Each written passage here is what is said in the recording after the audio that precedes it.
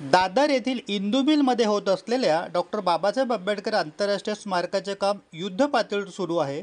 या ठिकाणी उभारण्यात येणाऱ्या डॉक्टर बाबासाहेब आंबेडकरांच्या पुतळ्याच्या कामास सुरुवात झाली असून पुतळ्याच्या बुटाचा एक भाग आज ठाण्यातून दादरच्या दिशेने जात असताना आंबेडकरी अनुयायांनी ढोल ताशांच्या गजरात मिठाई वाटून तसेच पुष्पवृष्टीने स्वागत केले। विशेष म्हणजे या प्रसंगी बौद्ध बांधवांसह चर्मकार समाजही मोठ्या संख्येने उपस्थित होते। इंदू मिल येथील स्मारकात उभारण्यात येत असलेल्या सुमारे 350 फूट उंचीच्या पुतळ्याचे काम नोएडा येथील प्रख्यात शिल्पकार राम सुतार हे करत आहेत। ब्रांज धातूपासून तयार करण्यात आलेले या पुतळ्याच्या उभारणीस साधारणपणे 1.5 ते 2 वर्ष लागण्याची शक्यता आहे। छोट्या मोठ्या भागात हा पुतळा मुंबईत आणून तो पुतळा उभारला जाणार आहे।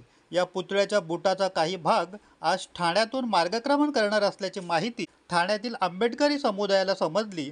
त्यांनी कॅडबरी सिग्नल येथे एकत्र येऊन त्याचे स्वागत केले। या प्रसंगी डॉक्टर बाबासाहेब आंबेडकर पुतळ्याच्या भागावरही पुष्पवृष्टी करण्यात आली। तसेच गाडीचा चालक आणि त्याचा सहकारी यांना देखील कपडे आणि शाल देऊन त्यांचा यथोचित सत्कार करण्यात आला।